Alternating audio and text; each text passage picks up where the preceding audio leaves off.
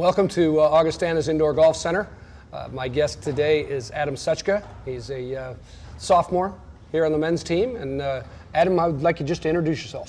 Yeah, so like you said, I'm a sophomore here on the Augustana men's golf team. I'm from Milwaukee, Wisconsin. I'm going to be majoring in business and psychology. And yeah. Okay, excellent. What I want to talk to you about is just your progression here at Augustana. You're a sophomore. Talk to me about the progression that you've had from just this past fall to this past spring. Yeah, so I'd say like the main thing that has changed for me would be, first and foremost, was just the mindset going into tournaments and tournament play. Like, you know, we went through the book How Champions Think, and taking away our thoughts from each chapter and just kind of you expressing your takeaways and my own, just learning how to think on a golf course in tournament and staying present and not being so results focused and being more focused on the process has been huge and has paid dividend to my game. And then obviously with with us implementing TrackMan and having this awesome new indoor simulator, it's been awesome learning what club path does and face the path and all the numbers and how they affect my swing. So it's the combination of both have helped me tremendously. I feel so much more confident on the golf course now in tournament, and it's just been really awesome to see direct results in tournament. So it's been really cool.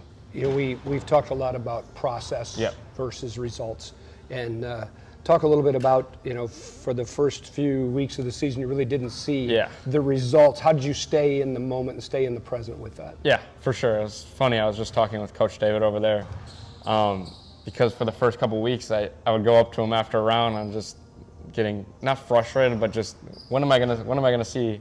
Because on course, I was so focused on that process, and then when I get done, I felt like I was playing so much better golf than my scores are showing. So just David kept reiterating, just stick with the process, and the results will follow. And yeah, like I said, it was a little tough at the beginning, but I was fortunate enough to see some results at the end of the season.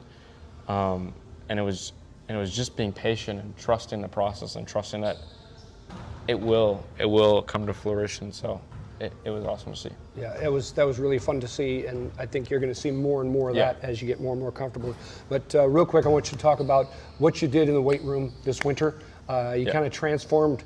I would say you transformed your body. You transformed your club head swing speed. What did you do to attain that? So I feel like that's been a bit of Achilles heel. I'm just not. It wasn't like I was super short, but I wasn't. All the best players, common theme is they do hit it long. Like, it's just what I've seen, or they don't. Shouldn't say long, but they don't hit it short. And so I set out on a goal of just. I started working out, like putting a lot of commitment in the gym, working out 5 to 6 days a week, just targeting specific body parts with Coach Jeff in the weight room, and then the swing sticks were key to picking up speed. So I would go through my workout for the day, and then every other day I would go into the putting room and work on swing sticks, which just helped bring my swing speed up. And then I'd see the numbers on the TrackMan every week. I'd see a little bit of progression, and come spring season, it was awesome to see the difference when I got out there and hit it a lot longer. We talk about every mile an hour that you increased your club head speed with the driver is about 3 yards of carry off the tee. Your swing speed was in the fall 107? Yeah, 106, 107. And what is it today? It's on course. If I'm not trying to swing my shoes off, in tournament, I'd say it's around 112, which is awesome. So you're talking an extra 10 to 12 yards off the tee, and now the drives I've seen you hit, you're either equal or past people now that you weren't before. That was one of the most fun parts, was coming out into spring season, and I always got a little bit picked on because I was always shorter than the guys on my team, and just to hit it with them and past them was a really fun experience. when we came to spring season. Awesome. We just finished up our men's conference meet at Whitetail Ridge in the Chicago area, and Adam's first round shot a 69, 2 under par. Seeing those results come to fruition was a really fun thing to see. It was a fun thing to witness. Tell me about that round. What were your thoughts going into it as you progressed? So I had been, like I said before, I've been putting a little too much stress. It's always been, like I said, putting too much stress on the results. And so I went into this tournament just, I don't know, with an open mindset, and I just wanted to, I almost looked at it as an opportunity to learn about myself. So I didn't, like I said, I had no expectations on results the first day.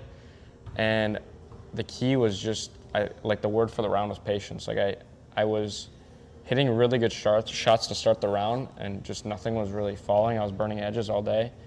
And normally I would have just not put myself away, or I just would have got a little agitated or upset. And you came and helped to follow me around. Our word was patience the whole round. And I never tried or forced any shot or really tried to make a putt with how fast the green speeds were and how much I saw my competitors just struggling putting around that golf course. It was just almost lagging it up there, and if they fell, they fell. And on the back nine, a couple putts fell, and I hit a couple good shots. And like I said, I stayed patient, and I got to 18. I had a good score, so it was a fun result. Yeah, tell me, bring us back to the par 5 on the back nine. How far did you have in? You ended up hitting the shot to about 12 inches for a kick-in eagle. That was fun. How far was that shot? I think I was 220 out, but it was uphill and into a breeze. So we tried to play this almost like not a knockdown, but just a lower flighted hybrid in there, and it was super cool because it was uphill, so I couldn't really see the green. But when we hit it, we both like, man, it's looking good because it was turning at the hole. And we got up, and sure enough, it's about a foot to the hole, and that was a really fun shot. That was a fun hole. That was great to see. Talk to me a little bit about your work with Decade Golf. I remember the very first day we implemented it in the fall. You had a shot maybe 80 yards into a par 5, and you hit it a Decade target. Ended up pushing it a little bit, hold it out, and I think that day you said, "I'm sold on Decade Golf." But talk to us about just your progression with Decade. Decade's been awesome. I've loved it. Aside from the actual strategy, just using Decade, I tell David all the time, it's a library for golf. That's like what I view it as, because there's any like strategy you're looking for, there's just videos on it. So that's been just super cool during the off season. Taking notes on the app has been awesome, but strategy-wise, it has given me so much more confidence because I never was certain what I was doing out there was the correct play, and this gives me like just a direct like what my target should be every shot, like a baseline number, where my target should be every green, which, like I said, knowing that is like mathematically the correct target gives me so much more confidence hitting. Like when I have water on the left or when I have water on the right or whatever, I know the correct target is where I'm hitting it at, and so it just allows me to commit to shots a lot easier because I know that's where I should be aiming at. Excellent. So you're doing a lot of work in-house in here. Yeah. A lot of short game type things. You just beat Coach David tonight in one of the short game drills. What is it like having a coach that really can compete with you on a day in and day out basis? Coach has been it's been so awesome. He's helped me. It's just really cool having a coach that's played in super high level situations, so he knows the exact thoughts that I'm having and swing feel, everything.